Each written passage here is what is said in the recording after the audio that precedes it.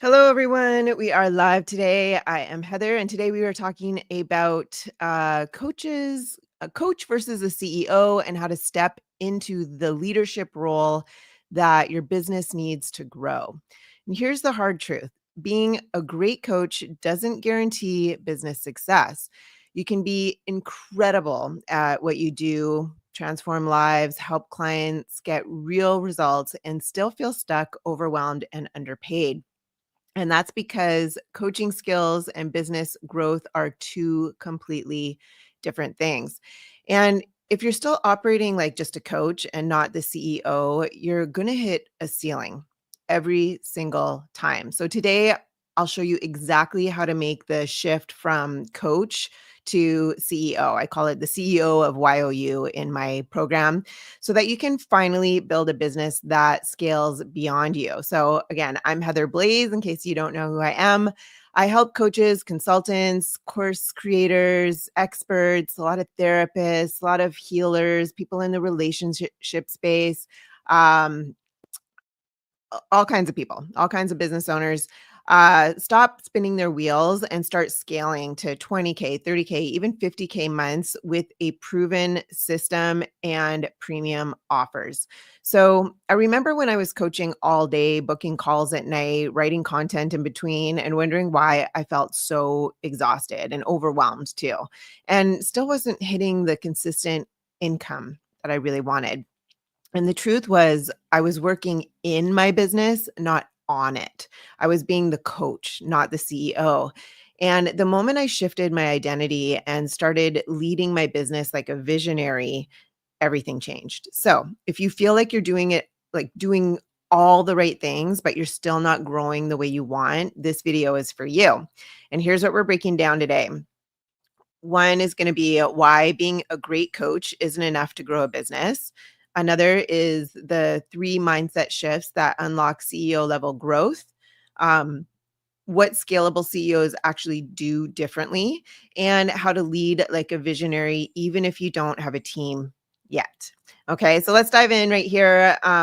Look, your clients adore you. Okay, you get them real results. You're the one delivering powerful transformations, quietly crushing it behind the scenes. But if you're constantly in delivery mode, always reacting, always chasing the next client, then let's be honest, you don't own your business. You've built yourself a job. And you probably got into this because you wanted to get out of the 9 to 5 grind, but now you're probably working more exhausted, things like that. But coaching is your gift, okay? But CEO is your position. So a coach shows up to serve, a CEO shows up to scale. And if you stay stuck in coach mode, your income is always tied to the hours that you can personally give. But the moment you shift into CEO mode, you unlock leverage. You start designing systems, building automations, and creating a business that runs even if you step away, right? You make money whether you show up or not. That's the key. Now, let me talk about the 3 mindset shifts that unlock the CEO energy. Okay, so shift number 1 is from helper to leader. If you're constantly trying to be available for everyone, doing all the things and saying yes just to keep people happy, you're operating as a helper, not a leader. And here's the truth: leaders don't try to do it all. They decide what actually moves the business forward, and they let the rest either go or they delegate it to somebody else. And when they delegate it, they have to know how to do it and how to get the results themselves first, right? And then they can tell, show, do, review with that person that they hire. So CEOs lead with vision. They create structure. They set clear boundaries, not just for others, but also for themselves. And that means not being in your DMs at midnight, not jumping into every fire, and not answering every quick question on the fly. So when you protect your energy and your time for that matter, you protect your ability to make high level decisions, the kind that actually grows your business. Make sense? So put in the comments if that's making sense. If you're here with me live, you can also put hashtag live. And if you're with me on the replay, you can put hashtag replay in the comments. Let's move on to shift number 2, from time for money to systems for money. So you only have so many hours in the day. And if your income is tied directly to how many sessions you can squeeze into your calendar, you're going to hit that ceiling fast. So to scale, you need systems like evergreen funnels. Evergreen means something that's automated. It starts every 15 minutes, let's say. So it'll have a countdown, and someone will log on, or it starts every 5 minutes type of thing. So someone will opt in, and then they'll have a countdown counting down to the next funnel, basically, right? So an evergreen funnel is like that, like a webinar, stuff like that, that brings them along, brings in those leads while you sleep, basically. So on it, automated onboarding that sets new clients up without you lifting a finger. Um, Reoccurring offers that generate predictable income month after month. And I'm not just talking about membership sites that are charging them month to month, right? Like you can get high ticket clients and have them on a payment plan or something like that. So you're still getting that money coming in each month. Um, and then at some point there's an end to it. But if you've got this high ticket program that you sell for, $8,000, $10,000, $20,000, it makes it easier for people to have a payment plan that they can pay you back. And then that also generates monthly income for you. And then if you've got 5 or 10 of those, right, you're good. So think of it this way. If you had to step away from your business for 2 weeks, would revenue stop? And if the answer is yes, then you don't have a business. You have a schedule full of obligations, and systems change that. Okay, makes sense? Still with me? Comment below if you are still with me. All right, let's move on to number 3. Shift number 3 is from perfection to progress. So let go of the idea that everything has to be perfect before you launch or post or sell, like analysis paralysis. This can really kill your business as well. Millionaire CEOs don't wait for flawlessness. They make a decision, they take action, they gather feedback, and then they adjust, they pivot. And that's how successful business owners work. And that speed creates momentum. And that momentum compounds into results. Okay. So you don't need the perfect funnel. You need one that's live and working. I just saw a quote the other day. What was it? Nobody learns how to drive in a parked car, or something like that. It was just like, that's so true, right? You have to just get moving. You have to start driving, right? You don't need the perfect email sequence. You need one that gets sent. So you've got present, and then you can tweak it and perfect it along the way to get people booking calls through that, or doing what you want them to do, get them to watch a video, or get them to book calls, or get them to buy something, right? You don't need the perfect sales call. You need reps and real conversations. So again, you can get that feedback. So with my clients too, I offer coaching on sales, so they can have their sales calls. I show them how to, create, like, what questions should they ask that'll lead them into their pitch, and then we create a pitch that's really powerful, that easily guides people into that sale, so that they can go deep with their clients.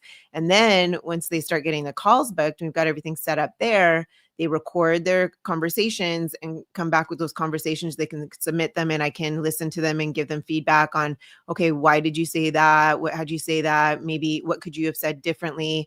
This is what you could have said differently. Let's tweak that question so that it flows better into the sale, things like that, right? So you can get that feedback, and from someone who knows how to do sales, because a lot of coaches don't know how to do sales, and they might think it's like, sleazy and cheesy, but it's actually more what I teach anyway. It comes from the 3 C's. I say curious, be curious, caring, and concerned, because they're calling because they have an issue, right? If you're a coach, you're helping people fix something, fix a problem.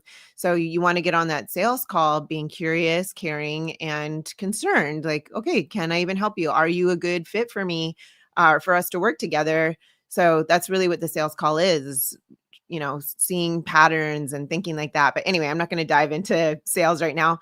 Let's stick to this shift about perfection, right? So waiting for perfection is just procrastination in disguise. So you might do things that feel comfortable instead um, of doing something that you don't really want to do. And progress is what really builds empires. So every time you choose to lead instead of react, to systemize instead of scramble, to execute instead of overthink, you shift into CEO mode. And every time you slip back into hustle, helper, perfectionist mode, you stall your own momentum. So this shift isn't just about mindset, it's about power, and it's the difference between a business that owns your time and a business that sets you free. So what does a CEO actually do differently? It's not about working harder, it's about working smarter. How many times have you heard that? And then sometimes you're like, well, how do I work smarter? I don't even know what to work smarter on, right? But working smarter and more intentionally. And that's what I help my clients with too, is like, okay, what's the order of that you need to be focused, right? Because some people just be busy, busy, busy, not getting calls back. But that's the order. I'll tell you right now. The number one priority is getting calls booked, right? I mean, you need sales. If you don't have sales, you don't have a business. If you don't get calls booked or people, reaching out to you, however they reach out to you to book a session so that you can do the sale and create the sale, right? That's the next priority. If you don't have a system to generate leads and drive traffic, that's the next priority, right? So it goes in that order. And if it's not working, that's what you work on first. You look at your bottlenecks, right? Once you've got your system working and you've got leads coming in on your calendar, great. What's the quality like? Is it a good quality leads? If it's not, then it's probably the messaging or the audience selection or whatever, right? There's so many different things, but I've been doing this a long time, so I can go through the funnel and I can diagnose it and say, this is your bottleneck right here. This is your bottleneck right here. Once all those things get fixed, then it's the sales, right? Then it's like, okay, is your sales, your conversations, does that, that's usually like the last thing that that needs to be tweaked, right? Once you've got all those other things, the quality's good, all that, then it could be a sales issue. But anyway, a CEO isn't just reacting to their business day by day. They're designing it. Does that make sense? So, and they're diagnosing it. They're looking at that feedback and then adjusting as they go along. So let's break that down. Okay. So first they build their calendar around income producing activities. So we call it IPAs, income producing activities. So not just client delivery.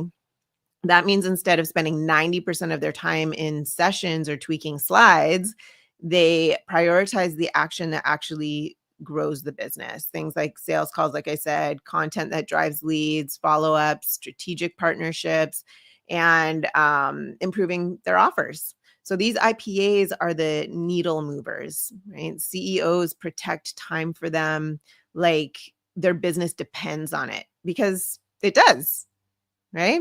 Second, they focus on one offer, one funnel, and one clear path to revenue until it scales. Okay. No more jumping from launch to launch or changing your niche every other month.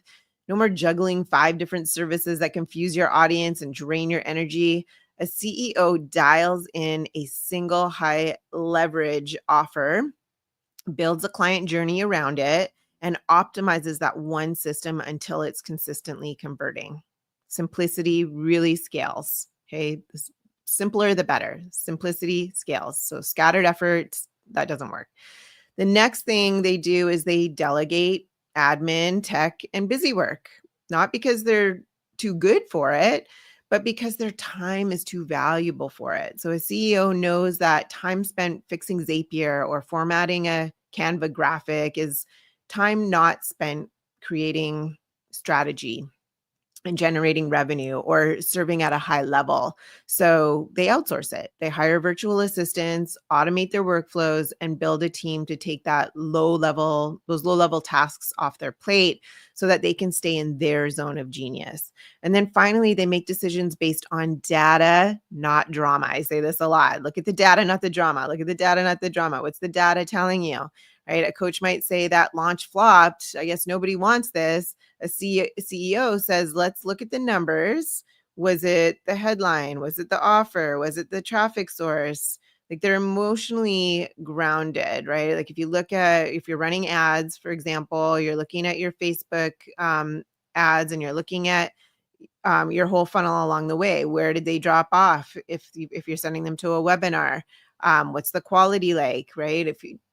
Are you getting, what's the CTR rate? Like there's different metrics that you're looking at to determine whether it's a successful ad or not, right? And if it's not successful, then you tweak one thing at a time, right? You could tweak the image. Maybe it's the image that's not grasping people. It's not stopping the scroll. Maybe it's the messaging isn't landing or resonating deeply enough with the ideal client. Um, Maybe it's the audience targeting, the audience selection. Maybe it's the positioning. Maybe like you test all these things one by one, but knowing, like, do you know what to test and how to test these things, right? If you don't, put it in the comment. I have no clue what you're talking about, or I need help, maybe, because all of these things are what I teach my clients. So raise your hand, reach out if this is stuff that you're just like, what? I don't know what she's talking about. And then I have free videos I can point you to, and you can learn more about that kind of stuff. But anyway, we got to look at that, right? What is the headline? What's the offer? What's the traffic source? Like, the CEOs are emotionally grounded. They track the metrics that matter, and then they don't let one slow week throw off their entire strategy. So being a CEO doesn't mean that you stop caring. It means that you stop guessing. Okay. It's about becoming the kind of leader who sets the pace, not the kind who scrambles to keep up. And once you start making decisions like a CEO, structuring your time like a CEO, and building systems like a CEO, that's when you unlock real scale. So, for example, one of my clients was stuck juggling clients work and like client work and marketing. So what we did was we restructured her calendar. We installed two simple systems for sales and onboarding. So one for sales, one for onboarding, and had her focus only on revenue generating actions. And within 60 days, she had her first $25,000 month. Okay. That's what happens when you operate like a CEO. And mind you, you don't need a team to be a CEO. Okay. You just need vision, right? I always say to my clients, like, be really clear on that vision and have it pull you forward, because it's a lot less energy to be pulled towards something than to push towards something, right? So ask yourself, where's my business going? What are the three most important priorities right now? And what metrics actually matter for my growth? And if you don't know, again, reach out, and I can point you in the right direction. So even if it's just you right now, no team, no assistant, no fancy setup, you can still lead like a CEO, because being a CEO isn't about having a big office or a dozen employees. It starts with how you manage yourself, and clarity is where that leadership begins. So CEOs they don't wing it. They operate with intention, and they know where they're going, and they measure their progress along the way. So they set clear revenue goals every single month. They're not vague, vague hopes like, let's get more clients, but concrete targets like, I'm going to bring in 15,000 from 3 premium packages. They know their numbers because their numbers tell the truth. And when you have a target, you can build a plan to hit it. So they track their lead generation and conversion rates weekly, not because they're obsessed with data, but because they're obsessed with growth. And how many leads came in this week? How many turned into calls? How many calls turned into clients? This isn't busy work, it's business intelligence. So they make offers too. They make offers consistently, not just when they feel inspired. And that means showing up even when engagement is low. It means putting your solution in front of your audience regularly with confidence and clarity. And CEOs don't wait for the perfect moment. They just create that momentum and that consistency. That's the important thing, right? Consistency. And most importantly, they carve out time to think, not just to do. Remember Einstein? Einstein would go for a walk daily, and he spent most of his time thinking, creating. He's very creative. So this is huge. If your calendar is packed with delivery and to-dos, but you never have white space to think strategically, you're not leading. You're reacting. Okay. So CEOs protect time to evaluate, adjust, and innovate. Time is actually the most it's like the biggest commodity, right? More than time. So that's where clarity lives. That's where next level growth begins. Because leadership isn't about a title. It's about how you show up. So how you make those decisions, how you steward your time, energy, and vision. And when you lead yourself well, the business starts to follow your lead. Okay. So here's 3 CEO rituals that you can start today. Number 1 is CEO check-in. Every Monday, review your top 3 priorities and set one goal for revenue or growth. The second thing is a 90-minute focus block. Block time daily for IPAs only. No distractions, no busy work. And then the third thing is weekly reflection. So every Friday, ask what moved the needle, what distracted me, and what gets cut. What should I cut? So these micro habits lead to macro results. And remember, high income follows high intention. So if you're ready to stop spinning your wheels and start leading like a CEO in your business that your business needs, then you should grab my free training by checking on the link in the description. And you'll learn how to create a clear, scalable system that brings in high ticket clients consistently without burning out. And if you got value from this, give it a thumbs up and a share. Share it with another coach or another business owner who needs this shift as well. And let me leave you with this. Uh, you were never meant to build a business that burns you out. You were meant to build one that fuels your mission and funds your freedom. And that only happens when you stop being the coach who doesn't do it all, and you become the CEO who leads it all. So your next level, it's not about doing more, it's about becoming more. So I hope that was helpful. I hope you found value in it, and I will see you in the next video.